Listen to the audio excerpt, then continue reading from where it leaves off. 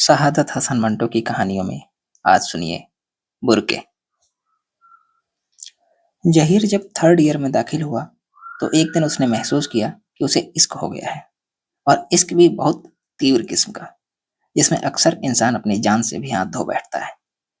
वह कॉलेज से खुशी खुशी वापस आया कि थर्ड ईयर में यह उसका पहला दिन था। जैसे ही वह अपने घर में दाखिल होने लगा, उसने एक बुर्का पोश लड़की देखी जो तांगे में से उतर रही थी। उसने तांगे में से उतरती हुई हजारों लड़कियां देखी थी, मगर वह लड़की जिसके हाथों में चंद किताबें थीं, सीधी उसके दिल में उतर गई। लड़की ने तांगे वाले को किराया अदा किया और जहीर के साथ वाले मकान में दाखिल हो गई। जहीर ने सोचना शुरू किया कि इतनी देर वह उसकी मौजूदगी से लापरवाह कैसे रहा। असल में जहीर आवारा किस्म का नौजवान नहीं था। उसको सिर्फ अपनी जात से दिलचस्पी थी। सुबह उठे, कॉलेज गए, लेक्चर सुने, घर वापस आ गए, खाना खाया, थोड़ी देर आराम किया और पाठ दोहराने में व्यस्त हो गए।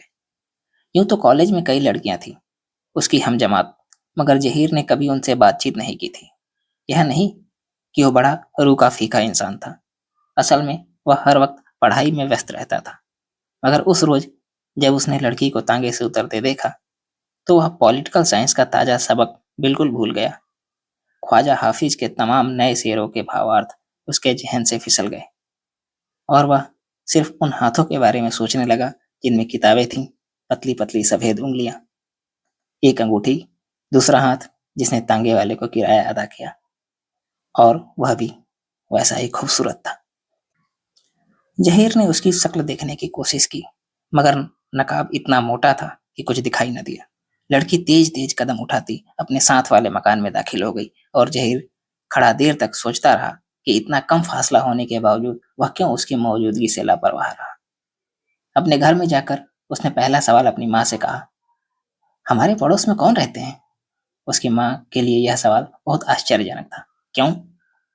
मैंने ऐसे ही पूछा है, उसकी माँ ने कहा। मुहाजिर हैं, हमारी तरह। जहीर ने पूछा, कौन है, क्या करते हैं? माँ ने जवाब दिया, बाप बेचारों का मर चुका है। माँ थी, वह उम्र के हाथों मजबूर थी। अब 3 बहनें और एक भाई है। भाई सबसे बड़ा है, वही बाप समझो, वही माँ। बहुत ही अच्छा लड़का है। उसने शादी भी इसीलिए नहीं की क्योंकि उसके कंधों पर इतना बोझ है। जहीर को 3 बहनों के इस बोझ में कोई दिलचस्पी नहीं थी जो उनके इकलौते भाई के कंधों पर था। वह सिर्फ उस लड़की के बारे में जानना चाहता था जो हाथ में किताबें लिए साथ वाले घर में दाखिल हुई थी। यह तो जाहिर था कि वह 3 बहनों में से एक थी। खाने से फारिग होकर वह पंखे के नीचे लेट गया। उसकी आदत थी कि वह गर्मियों में खाने के बाद 1 घंटे तक जरूर सोया करता था, मगर उस रोज उसे नींद न आई। वह उस लड़की के संबंध में सोचता रहा जो उसके पड़ोस में रहती थी। कई दिन गुजर गए, मगर मुलाकात न हुई। कॉलेज से आकर उसने सैकड़ों बार छत पर घंटों धूप में खड़े होकर उसके आने का इंतजार किया, मगर वह ना आई। जहीर मायूस हो गया। वह बहुत जल्दी मायूस हो जाने वाला आदमी था। उसने सोचा कि यह सब बेकार है, मगर इश्क कहता था कि यह बेकारी ही सबसे बड़ी चीज है। इश्क में सबसे पहले आशिक को इस चीज से वास्ता पड़ता है जो वह घबराया, और वह गया। अतः जहीर ने अपने दिल में इरादा कर लिया कि पहाड़ भी टूट पड़े तो वह घबराएगा नहीं, अपने इश्क में दृढ़ रहेगा। बहुत दिनों बाद जब वह साइकिल पर कॉलेज से वापस आ रहा था, उसने अपने आगे एक तांगा देखा जिसमें एक बुर्कापोश लड़की बैठी थी। उसका अनुमान बिल्कुल सही निकला, क्योंकि वह वही लड़की थी। तांगा रुका। जहीर साइकिल पर से नीचे उतर पड़ा। लड़की के हाथ में किताबें थी। दूसरे हाथ से उसने तांगे का किराया अदा किया और चल पड़ी। मगर तांगे वाले ने पुकारा, ए बीबी जी, यह क्या दिया तुमने? उसके लहजे में बदतमीजी थी। लड़की रुकी। पलटकर उसने तांगे वाले को अपनी बुर्के की नकाब में से देखा। क्यों, क्या बात है? तांगे वाला नीचे उतर आया और हथेली पर अठन्नी दिखाकर कहने लगा, यह 8 आने यहाँ नहीं चलेंगे। लड़की ने महीन आवाज में कहा, मैं हमेशा 8 आने ही दिया करती हूँ। तांगे वाला बड़ा घटिया किस्म का आदमी था। बोला, वे आपसे रियायत करते होंगे, मगर। यह सुनकर जहीर तैस में आ गया। साइकिल छोड़कर आगे बढ़ा। आवेश में आकर एक मुक्का तांगे वाले की ठोड़ी के नीचे जमा दिया। वह अभी संभला भी नहीं था कि एक और उसकी दाहिनी कनपटी पर, इस जोर का कि वह बिलबिला उठा। इसके बाद जहीर उस लड़की से, जो जाहिर है कि घबरा गई थी, मुखातिब हुआ। आप तशरीफ ले जाइए, मैं इस हरामजादे से निपट लूंगा। लड़की ने कुछ कहना चाहा, शायद शुक्रिया के अल्फाज थे जो उसकी जबान की नोक पर आकर वापस चले गए। वह चली गई। 10 कदम ही तो थे, मगर जहीर को पूरे 20 मिनट लगे उस तांगे वाले से निपटने में। वह बड़ा ही घटिया किस्म का तांगे वाला था। जहीर बहुत खुश था कि उसने अपनी महबूबा के सामने बड़ी बहादुरी का प्रदर्शन किया। उसने तांगे वाले को खूब पीटा था और उसने यह भी देखा था कि वह बुर्कापोश लड़की अपने घर के चिक से लगी खिड़की के पीछे उसको देख रही है। यह देखकर जहीर ने 2 घूंसे और उस कोचवान की ठोड़ी के नीचे जमा दिए थे। इसके बाद जहीर सिर से पैर तक उस बुर्कापोश की मोहब्बत में गिरफ्तार हो गया। उसने अपनी माँ से और पूछताछ की तो उसे मालूम हुआ कि उस लड़की का नाम यास्मीन है। 3 बहनें हैं, उनका बाप मर चुका है, माँ जिंदा है, मामूली सी जायदाद है जिसके किराए पर उन सबका गुजारा होता है। जहीर को अपनी मासूका का नाम मालूम हो चुका था, अतः उसने यास्मीन के नाम कई खत कॉलेज में बैठकर लिखे, मगर फाड़ डाले। लेकिन एक रोज उसने एक लंबा खत लिखा और निश्चय कर लिया कि वह उस तक जरूर पहुंचा देगा। बहुत दिनों बाद जबकि जहीर साइकिल पर कॉलेज से वापस आ रहा था, उसने यास्मीन को तांगे में देखा। वह उतर कर जा रही थी। लपक कर वह आगे बढ़ा, जेब से खत निकाला और हिम्मत व जुर्रत से काम लेकर उसने कागज उसकी तरफ बढ़ा दिए। यह आपके लिए कुछ कागज तांगे में रह गए थे। यास्मीन ने कागज ले लिए। नकाब का कपड़ा सरसराया। शुक्रिया, वह कहकर चली गई। जहीर ने इत्मीनान की सांस ली, लेकिन उसका दिल धक धक कर रहा था, इसलिए कि उसे मालूम नहीं था कि उसके खत का क्या हश्र होने वाला है। वह अभी तक खत के बारे में सोच ही रहा था कि एक और तांगा उसकी साइकिल के पास रुका। उसमें से एक बुर्कापोश लड़की उतरी। उसने तांगे वाले को किराया अदा किया। यह हाथ जिससे किराया अदा किया जा रहा था वैसा ही था जैसा उस लड़की का था जिसको पहली बार जहीर ने देखा था। किराया अदा करने के बाद यह लड़की उस मकान में चली गई जहां यास्मीन गई थी। जहीर सोचता रह गया, लेकिन उसे मालूम था कि 3 बहनें हैं, हो सकता है यह लड़की यास्मीन की छोटी बहन हो। खत देकर जहीर ने समझा कि आधा मैदान मार लिया है, पर जब दूसरे रोज उसे कॉलेज जाते वक्त उस छोटे से लड़के ने कागज का एक टुकड़ा दिया तो उसे यकीन हो गया कि पूरा मैदान मार लिया है। लिखा था, आपका मोहब्बतनामा मिल गया। जिन जज्बात का इजहार आपने किया है उसके संबंध में मैं आपसे क्या कहूँ। मैं मैं इससे आगे कुछ नहीं कह सकती। मुझे अपनी दासी समझिए। यह पत्र पढ़कर जहीर की बाछें खिल गई। कॉलेज में कई पीरियड अटेंड न किए, बस सारा वक्त बाग में घूमता रहा और उस पर्चे को पढ़ता रहा। मुझे अपनी दासी समझिए। 2 दिन गुजर गए, मगर यास्मीन से जहीर की भेंट न हुई। उसको बहुत कोफ्त हो रही थी, इसलिए कि उसने एक लंबा चौड़ा मोहब्बत भरा खत लिख रखा था और वह चाहता था कि जल्द से जल्द उस तक पहुंचा दे। तीसरे रोज आखिरकार वह जहीर को तांगे में नजर आई। जब वह किराया अदा कर रही थी, साइकिल एक तरफ गिराकर वह आगे बढ़ा और यास्मीन का हाथ पकड़कर कहा, हुजूर, यह आपके चंद कागजात तांगे में रह गए थे।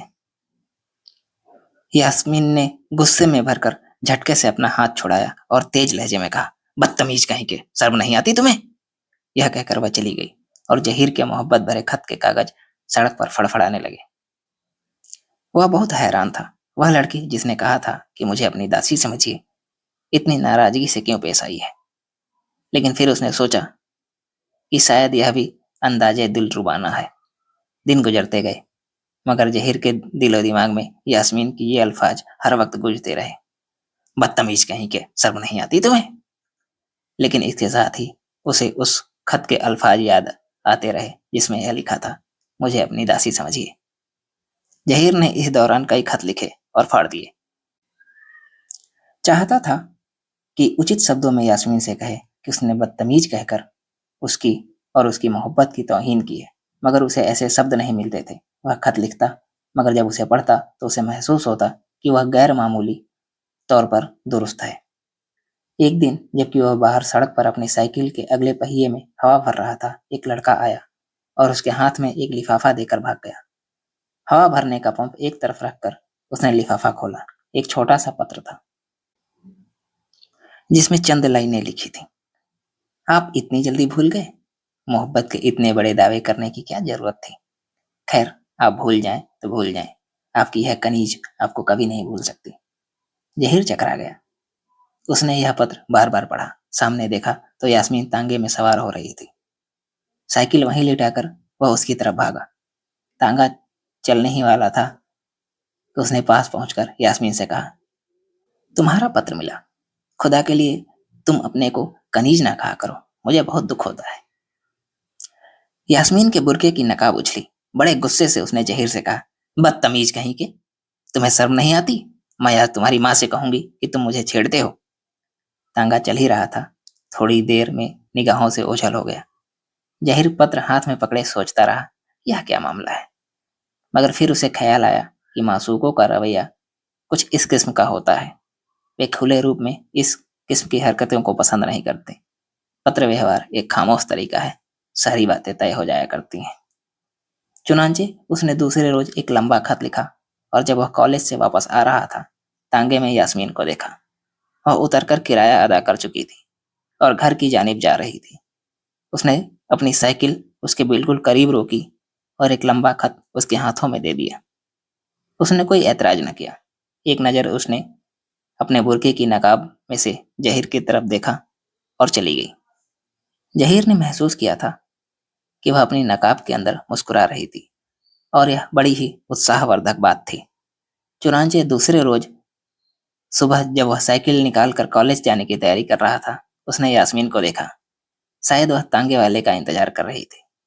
दाहिने हाथ में किताबें पकड़े थी, बायां हाथ झूल रहा था। मैदान खाली था, यानी उस वक्त बाजार में चहल पहल नहीं थी। जहीर ने अवसर उचित समझा, जुर्रत से काम लेकर उसके पास पहुंचा और उसका हाथ जो कि झूल रहा था पकड़ लिया और बड़े रूमानी अंदाज में उसने कहा, तुम भी बड़ी अजीब लड़की हो। खतों में मोहब्बत का इजहार करती हो और बात करें तो गालियां देती हो। जहीर ने बड़ी मुश्किल से अल्फाज खत्म किए होंगे। यास्मीन ने अपनी सैंडल उतारकर उसके सिर पर धड़ाधड़ मारनी शुरू कर दी। जहीर बौखला गया। यास्मीन ने उसको बेशुमार गालियां दी, मगर वह बौखलाहट की वजह से सुन न सका। इस ख्याल से कि कोई देख न ले, वह फौरन अपने घर की तरफ पलटा। साइकिल उठाई और करीब था कि अपनी किताबें वगैरह स्टैंड के साथ जमा कर कॉलेज का रुख करे कि तांगा आया। यास्मीन उसमें बैठी और चली गई। जहीर ने इत्मीनान की सांस ली। इतने में एक और बुर्कापोश लड़की प्रकट हुई, उसी घर में से जिसमें से यास्मीन निकली थी। उसने जहीर की तरफ देखा और उसको हाथ से इशारा किया, मगर जहीर डरा हुआ था। जब लड़की ने देखा कि जहीर ने उसका इशारा नहीं समझा, तो वह उससे करीब होके गुजरी और एक खत गिराकर चली गई। जहीर ने कागज का पुर्जा उठा लिया। उस पर लिखा था, तुम कब तक मुझे यूं ही बेवकूफ बनाते रहोगे? तुम्हारी माँ मेरी माँ से क्यों नहीं मिलती? आज प्लाजा सिनेमा पर चलो, पहला शो 3 बजे का है। तुम्हारी कनीज परवीन। यह थी सआदत हसन मंटो की कहानी बुर्का। यदि आपको हमारा यह प्रयास पसंद आ रहा है तो चैनल को सब्सक्राइब करें और कमेंट बॉक्स में बताएं कि आप अगली कौन सी कहानी सुनना चाहते हैं।